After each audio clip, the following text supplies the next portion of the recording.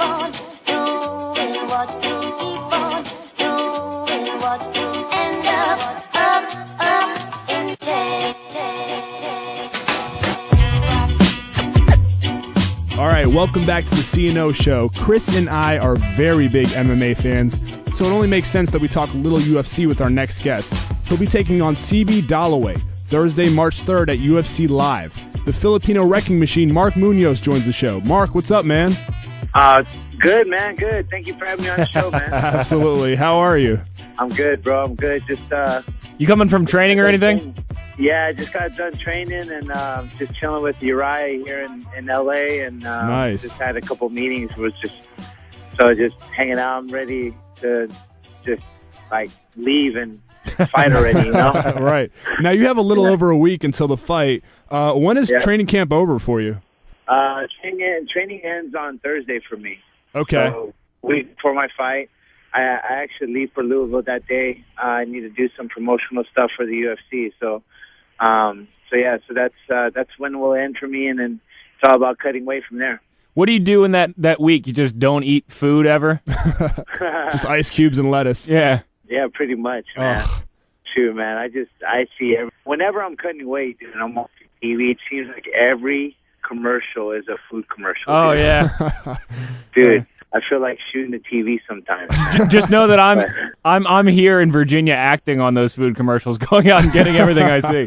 I know, man. And you're out there I wanna doing eat the God's world. work. Yeah, dude, I want to eat the world right now. What type of things have you been working on and fine-tuning to get yourself ready for this fight? So I've been brushing up on my Muay Thai, Mm-hmm.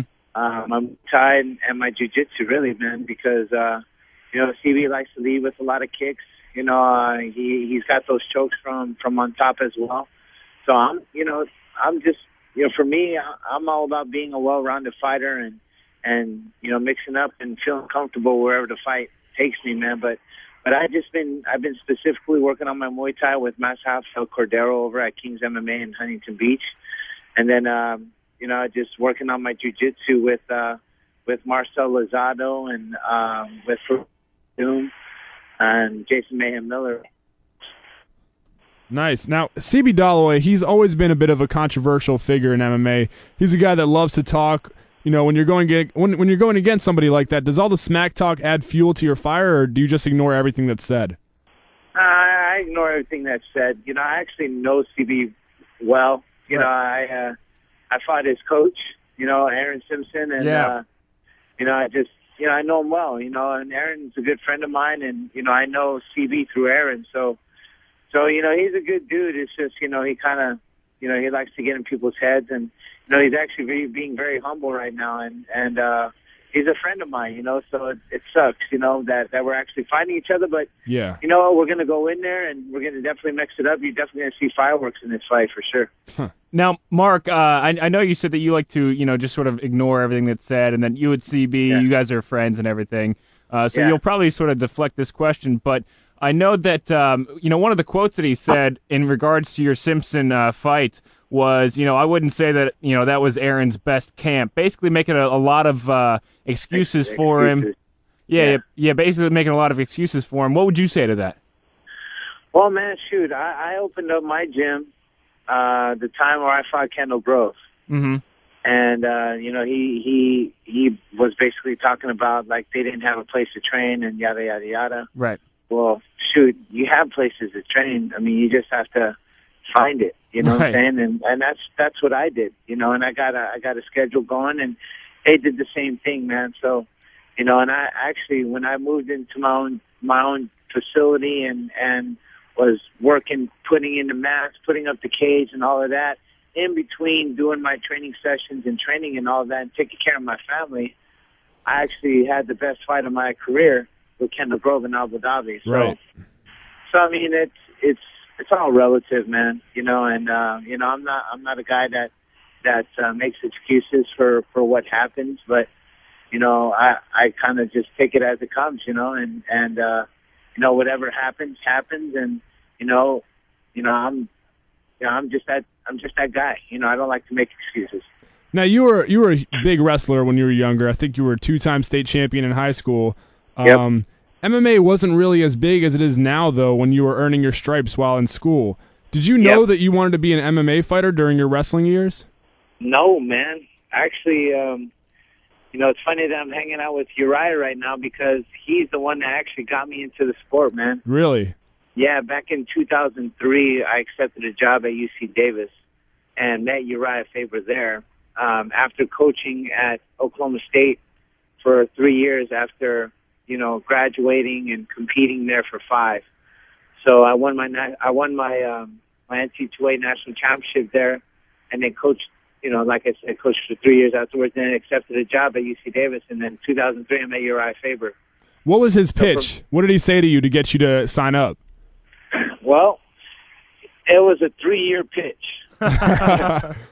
He's like, trust me, man, it doesn't hurt that bad. It's not bad. Yeah. Well, just when I accepted that job, dude, I was married, had 3 kids at the time. Wow. And then my wife was pregnant with our 4th. And then I was teaching, I was coaching, and I was getting my master's at the same time. So I told him, I was like, bro, dude, fighting right now isn't in the cards for me right now. So he just kind of stayed on me, and he had this camp. I think it was when Randy Couture was fighting Vitor Belfort. Right. This is way back in the day. And Randy came out for like 2 weeks out to Sacramento, and he was like, dude, you need to come out. I'm like, why? He goes, man, I'm going to be there. Rampage, Tito, like a bunch of guys are going to be there, man. I'm like, all right, cool. So I'm fresh. I'm fresh from trying to compete for the Olympics and stuff like that. So I'm like, all right, cool. Let's do it. So I did it. My first sparring session was with Randy Couture. Wow, and the rest is history, huh? So all it took was an invite to come hang out with Jesus and all of his friends. That's right. Now you wrestled at Oklahoma State, right? Yeah. Didn't your boy Randy wrestle there as well? Yeah, he wrestled there too. So when you met him, were you like, "Hey, Randy, go Cowboys, help me achieve greatness"?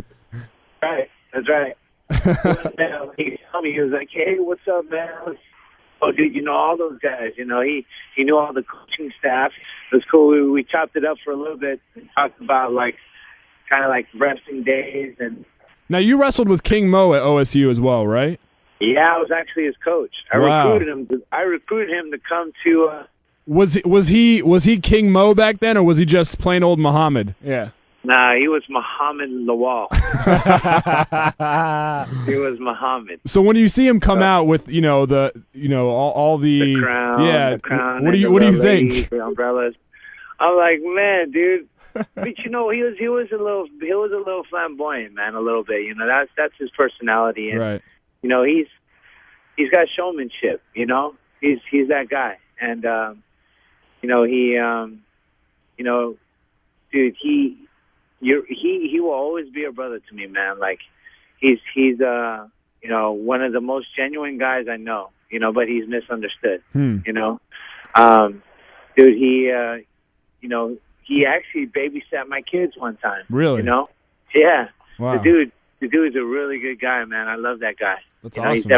He's definitely a brother from another mother, for sure. Now, Mark, when it comes to the showmanship, as you mentioned, now a lot of guys are really flamboyant in the sport of MMA, and a lot of guys with sponsorships, with big major sponsorships and endorsements. Do you feel like some guys sort of over pronounce that stuff just to sort of make their sponsorships more valuable, and that's not really the way that they are? Yeah, I do. I see that, but at the same, I can't act like that. Right. I can't do that on like it's not a 24-hour. It's not me, man. I can't do that. I can't act. I hear that you've been training with your buddy Nonito Donaire, the Filipino boxing sensation. I'm pretty sure he broke Fernando Montiel's jaw this weekend. Am I right? Yeah, no, he did, man. That left hook came from nowhere. What's that experience been like for you? Man, it's been cool, man. Like Nonito, he's been showing me a lot of stuff as far as picking your opponent apart.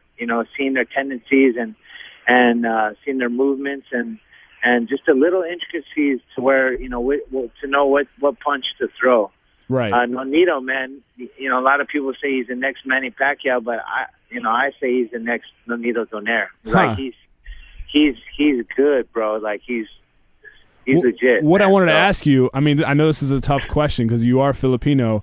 Yeah. Donaire versus Pacquiao. Who do you take in that? Oh man, dude.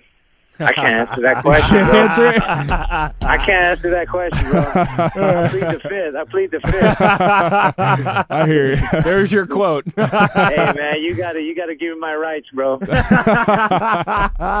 Mark, well, another question about your Filipino descent. The Ultimate Fighter is actually going to the Philippines.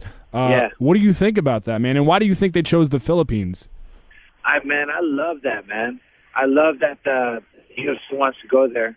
And just to see the popularity of Manny Pacquiao and Nonito Donaire and all the fighters that are out there, they show support. And when one Filipino fights, the whole nation watches. Right. So that's the positive thing about what the UFC wants to do with the Philippines, because they have a whole country that's supporting mixed martial arts. So, and they definitely want to get into that market, because Manny Pacquiao, that dude sells out. He sells out freaking Dallas Stadium, man. Right, right. Like, who does that? Yeah. It's huge. So they definitely want to take advantage of that. Well, man. he's pretty much. I love the fact. Go ahead. No, he's pretty much like the president out there in the Philippines, right? Yeah, he's working his way up, man. He's a congressman. Now he's working his way up to president. He's going to be president soon. Watch. Wow. Yeah. Mark, have you ever tried – this is the only thing I know about your country. I'm sorry. I'm very ignorant. Have you ever tried balut? Yeah, dude. My parents – Oh. My parents ate balut when I was in their belly. Oh my God! That's why they say I'm so strong and fast. Are you serious? Is that a fetus into a fetus? Is that what that is? That's right, dude. Wow, man. It's a duck embryo. Oh She's my feeding God! it to her little embryo.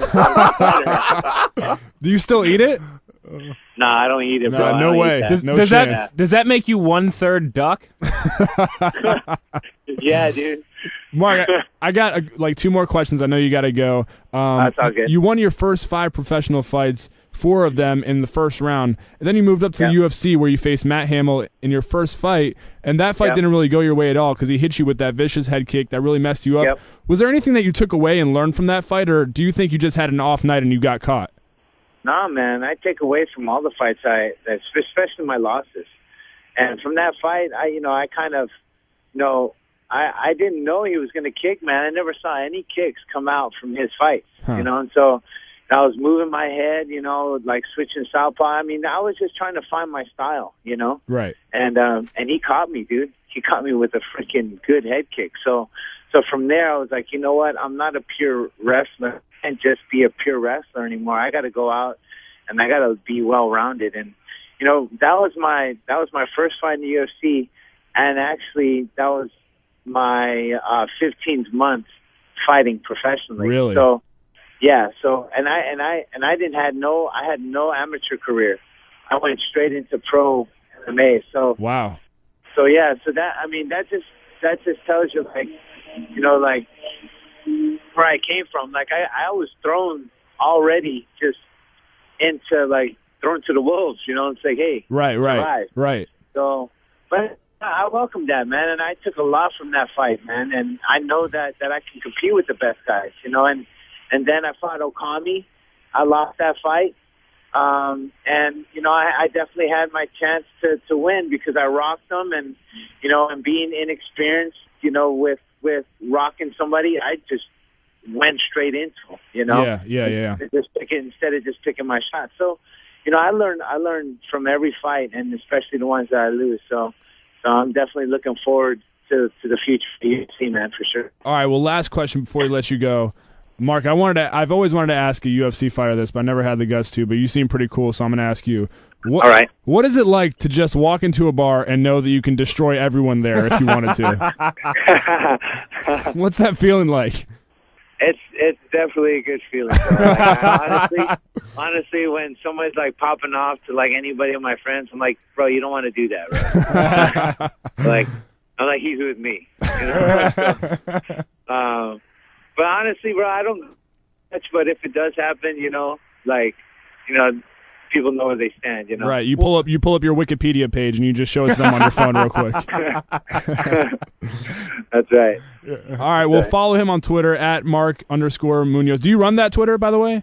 Yes, I do run that Twitter. Okay. All right, well, check him out. Thursday, March 3rd, he'll be taking on CB Dalloway. You can catch those fights live on Versus. Mark, you got anything else you want to plug?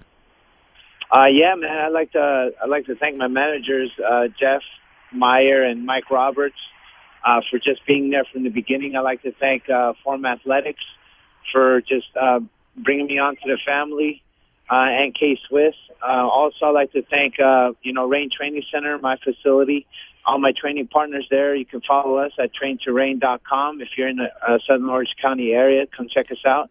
And also King's MMA in Huntington Beach, too, as well. So I'd like to thank my sister for doing my PR and stuff. So, yeah, man, that's it, man. I appreciate you guys having me on the show. Nice. Well, thanks for the time, man. Hopefully we can get you on after you win next week.